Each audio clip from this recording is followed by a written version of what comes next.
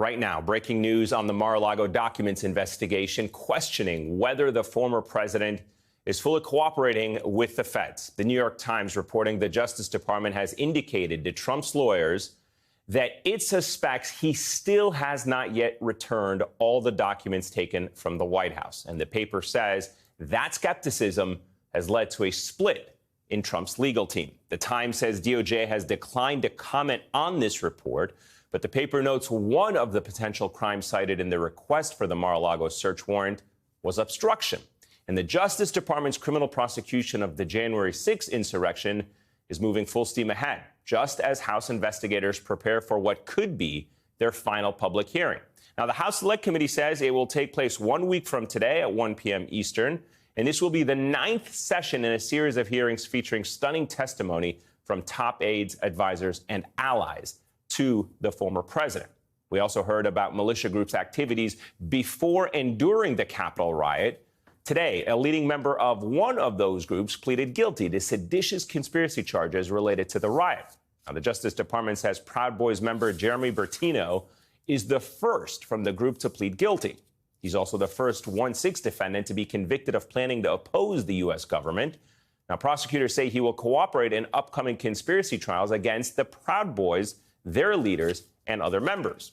The Justice Department is in the first week of another January 6th sedition trial, this one against the Oath Keepers militia group. And today, one former member told the jury that the founder may have been in contact with the Secret Service in September of 2020. Former federal prosecutor Glenn Kirshner was in the courtroom for that testimony.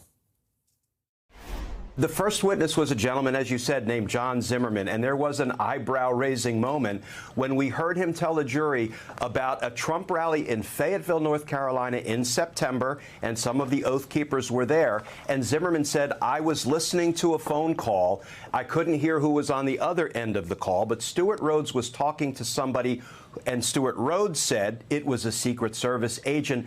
And Zimmerman, who's retired military himself, said, based on the context of what I was hearing, it sounded like he was talking to a Secret Service agent. The other main takeaway from Zimmerman's testimony, which I think was atmospherically really bad for the Oath Keepers, was he said that they attended the Million MAGA March, the so-called Million MAGA March, in mid-November of 2020.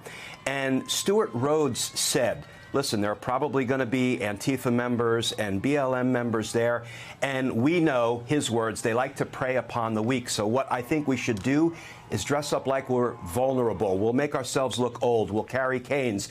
And if they try to attack us, we will, quote, give them a good beatdown. And late tonight, the Secret Service issued a statement saying, in part, we are aware that individuals from the Oath Keepers have contacted us in the past to make inquiries. The statement goes on to say, it is not uncommon for various organizations to contact us concerning security restrictions and activities that are permissible in proximity to our protected sites. Now, as today's proceedings got underway, the judge ruled the jury could not see a so-called death wish list that was found in the home of another Oath Keeper defendant. On that list were the names of Georgia election workers, Ruby Freeman and her daughter, Shay Moss. Both testified before the January 6th committee about being targets of voter fraud conspiracies that were spread by Trump supporters. I won't even introduce myself by my name anymore. I get nervous when I bump into someone I know in the grocery store who says my name. I'm worried about who's listening. I understand that people once showed up at your grandmother's house. They just started pushing their way through, claiming that they were coming in to make a citizen's arrest. They needed to find me and my mom. They knew we were there. And on top of all that, law enforcement officials in Georgia are currently investigating possible interference in the 2020 election by Trump and his allies. Just this week, the Fulton County District Attorney there, Fani Willis, asked the judge to sign off on search warrants in that case, a possible sign that the investigation may have moved into a new phase. We are now about a month away from the midterm elections, and a new report in the Washington Post points out an alarming reality. According to the paper, a majority of Republicans, yes, a majority of them, certainly the nominees on the ballot for House, Senate, and key statewide races, about 299 in all, have denied or questioned the result of the 2020 election. Let that sink in for a minute. Tonight, the political focus is on the state of Arizona, where one of those election deniers, Republican Senate candidate Blake Masters, is debating Democratic incumbent Mark Kelly.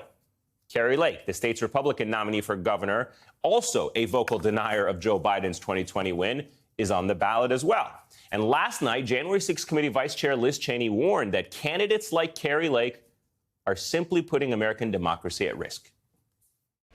If you care about democracy and you care about the survival of our republic, then you need to understand, we all have to understand, that we cannot give people power who have told us that they will not honor elections. What happens here in Arizona is not just important for Arizona, but it's important for the nation and for the future functioning of our constitutional republic.